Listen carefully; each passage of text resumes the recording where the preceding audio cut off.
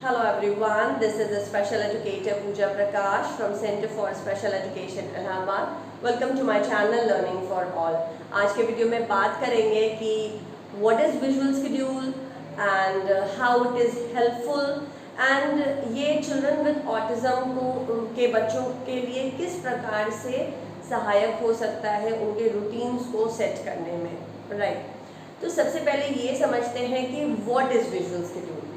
Visual schedule is a kind of intervention program where your child, it can help your child in developing its routine. उसके routine को develop करता है. Transition यानी दो activities के बीच में जब ट्रांजिशन की बात आती है तो वहाँ विजुअल स्केड्यूल बहुत हेल्पफुल रहता है. अगर हम एक नई हैबिट को फॉर्म कर रहे हैं, नए एक्टिविटी को इंट्रोड्यूस कर रहे हैं, तो ये वहाँ बहुत हेल्पफुल होता है. एंड सबसे ज़्यादा ये हेल्पफुल होता है कि ये बच्चे के केयर टेकर पर उसकी डिपेंडेंस को धीरे धीरे ग्रेजुअली कम करता है. So visual schedule, visual and schedule, जैसा कि नाम ही कह रहा है कि कुछ विजुअल्स होंगे और वो स्केड्यूल्ड होंगे. वो पहले क्रमबद्ध तरीके से एक के बाद एक सिंक्रोनाइज तरीके से लगे होंगे और उनको देखकर बच्चा अपने अपनी लाइफ में एक दिन में होने वाली डेली लाइफ स्किल्स को स्केड्यूल करना सीखेगा, राइट? तो विजुअल स्केड्यूल का क्या मतलब है? विजुअल स्केड्यूल का मतलब है कि विजुअल्स की सहायता से, पिक्चर्स की सहायता से, फ्लैश कार्ड की सहायता से बच्चे ने अपनी डेली लाइफ स्किल्स को रूटीन में डालना सीखा. बच्चे ने एक एक्टिविटी से दूसरी, बहुत सारे पेरेंट्स कहते हैं कि मैम मेरा बच्चा एक एक्टिविटी तो बहुत अच्छा से कर रहा होता है, लेकिन जब हम दूसरी एक्टिविटी इंट्रोड्यूस करते हैं तो वो पहली एक्टिविटी छोड़ना ही नहीं चाहता है. तो here visual schedule can play a very major and vital role कि आप विजुअल स्केड्यूल को पहले इंट्रोड्यूस करें कि बेटा अब हमको इस एक्टिविटी पर आना है and by the count of 10 हमको ये पहली वाली एक्टिविटी वाइंड अप करनी है and we have to clear the clutter on the table, right? और फिर हम उस दूसरी एक्टिविटी को इंट्रोड्यूस करेंगे. विजुअल स्केड्यूल को अगर समझें तो ये बच्चों को आने वाले रूटीन या आने वाली एक्टिविटी या आने वाले स्टेप के बारे में थोड़ा सा मेंटली प्रिपेयर भी कर देता है. जैसे कि बच्चा टीवी देख रहा है, राइट? एंड हमने कहा कि इसके बाद हमको ये पर्टिकुलर एक्टिविटी करनी है. तो रादर देन बच्चे को लेक्चर देना और जाके गुस्से में टीवी का रिमोट लेके टीवी बंद कर देना, अगर मम्मी पापा ये करें कि बच्चे को बताएं कि विजुअल स्केड्यूल में टीवी देखने के बाद कौन सी एक्टिविटी लाइंड अप है, अब हमें ये करना है और अब अगले 10 काउंट के बाद ये हम एक्टिविटी यानी जो आप टीवी देख रहे हैं इसको हमें बंद करना है और हमें नेक्स्ट एक्टिविटी स्टार्ट करनी है.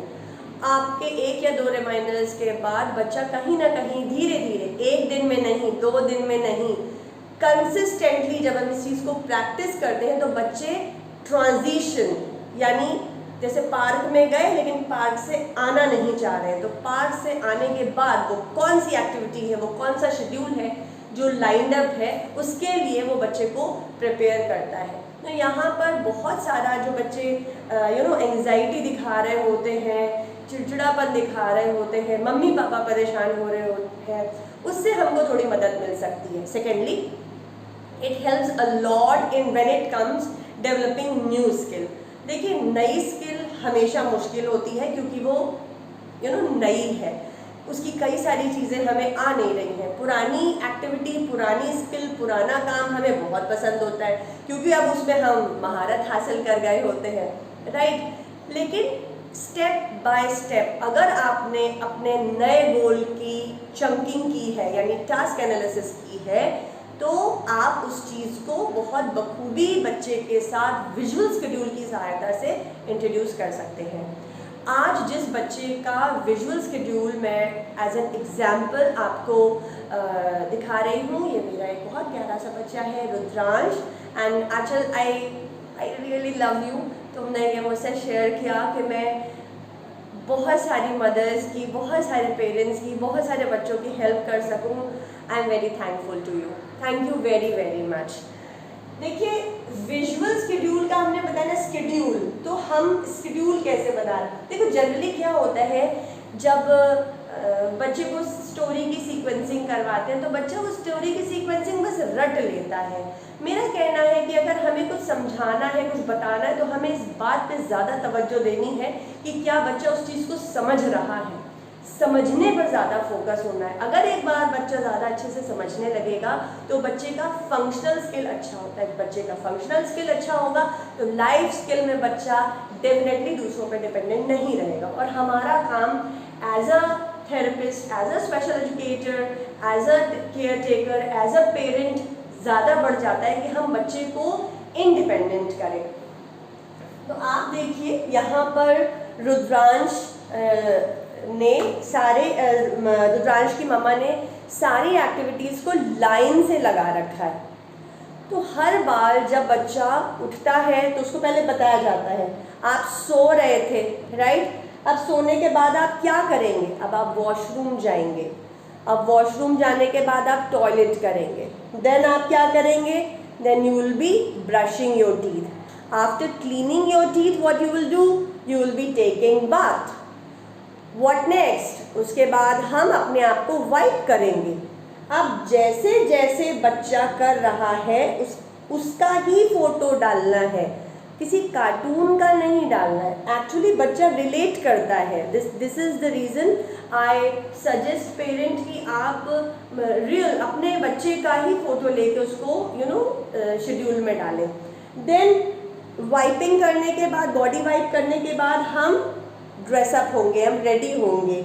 रेडी होने के बाद हम कोम्ब करेंगे। कोम्ब करने के बाद हम will be rendering prayer to our god, हम भगवान जी की प्रार्थना करेंगे। उसके बाद we will be taking milk, juice, जो कुछ भी। एंड उसके बाद भाई हम थोड़ा सा फिजिकल वर्कआउट के लिए निकलेंगे, क्योंकि हमारी जो ऑक्यूपेशनल थेरेपिस्ट हैं डॉक्टर प्राप्ति सक्सेना, वो कहती हैं कि स्पेशल एजुकेशन की क्लास में बैठने से पहले बच्चे का एक अच्छा खासा हैवी वर्कआउट होना चाहिए, जिससे उसकी एक्स्ट्रा एनर्जी थोड़ी सी ड्रेन हो जाए और वो टेबल टॉप पे आसानी से काम डाउन होगी, अपनी एक्स्ट्रा एनर्जी को रिलीज करके बैठे। तो रुद्रांश का जो सेंसरी डाइट तैयार किया है डॉक्टर प्राप्ति ने, उसमें उन्होंने उनको कुछ लैडर का काम बताया हुआ है, कुछ हैवी वेट का काम बताया हुआ है, ठीक है। इस वक्त इनके बैग में 2-2.5 किलो का सामान पड़ा हुआ है और ये जीने से चढ़ उतर रहे हैं। उसके बाद ये साइकिलिंग करते हैं।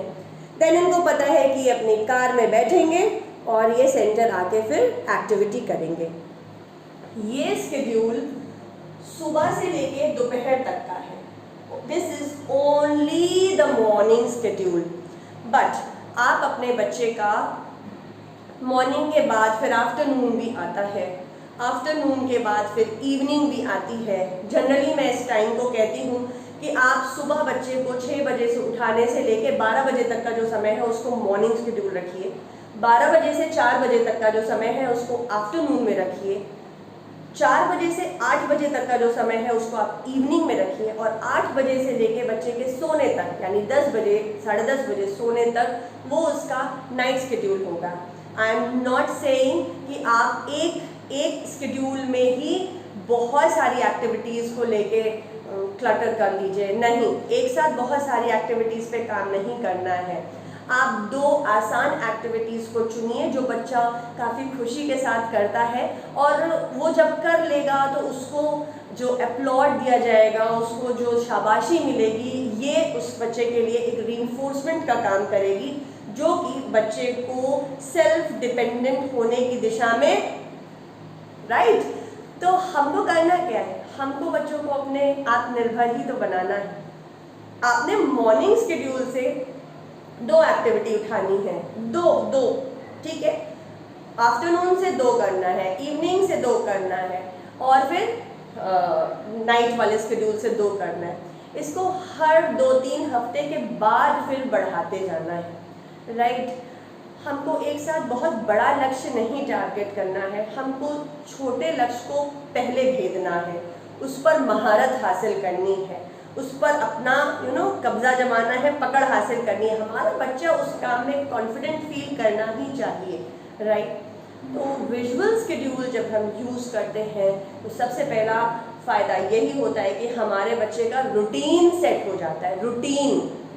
अब ये जब रूटीन बच्चे ने देखकर कई महीनों तक, कई सालों तक जब देखकर बच्चे ने इस रूटीन को फॉलो किया है, तो उसको ये याद रहेगा फिर कि भैया जब हम सो के उठे थे उसके बाद I have to go in the washroom to pass loo, then I have to clean my teeth, then I have to take bath, then I have to wipe myself, right? यानी हमें लाइफ स्किल की sequencing आ जाएगी। Life skill की sequencing मुझे ऐसा लगता है कि स्टोरी की सीक्वेंसिंग से कहीं ज़्यादा इम्पॉर्टेंट है, बिकॉज मैं ऐसे बहुत सारे बच्चों को देखती हूँ जो स्पीच थेरेपिस्ट के पास जाते हैं और वो कौवा था, प्यासा था, घड़े में पानी कम था, पानी कंकड़ डाला, पानी ऊपर आया, कौवे ने पानी पिया, वो कार्ड लगा लिया उन्होंने। ले ये बच्चे फंस कहाँ रहे हैं? जब उनसे पूछा जा रहा है बेटा अभी तुम क्या खा के आ रहे हो, यहाँ से जाकर क्या करोगे, ये तो लाइफ स्किल का सवाल है, राइट। एंड इसके साथ साथ ये बच्चों का मेमोरी एनहांसमेंट होने में भी, मेमोरी पर भी काम करता है। तो आप सबको ये एक वीडियो बनाने का एक ये मेरा प्रयास था कि जैसे मेरे सेंटर पे तमाम लोग, मेरे सेंटर के सारे बच्चे डॉक्टर प्राप्ति सक्सेना के साथ कोऑर्डिनेट करते हैं, और मैं और जो हमारी ऑक्यूपेशनल थेरेपिस्ट हैं डॉक्टर प्राप्ति सक्सेना, हम दोनों इस बात पे बहुत तवज्जो देते हैं कि बच्चा विजुअल शेड्यूल को स्ट्रिक्टली फॉलो करे, स्ट्रिक्टली फॉलो करे। देखिए 2-4 महीने में तो नहीं होगा, लेकिन अगर करत करत अभ्यास दे, जरूरत हो सुजान, रसरी आवत जाते, सिल पर पड़े निशान, सिल पर पड़े निशान, ये आपको हमेशा याद रखना है। तो अगर जब सिल पे निशान पड़ना है तो ये तो हाड़ मास के हमारे ही द्वारा जन्मे हमारे ही प्यारे बच्चे हैं, इनके जीवन पर इस डिसिप्लिन्ड रूटीन की छाप ज़रूर छूटेगी। I hope that you will find this video helpful।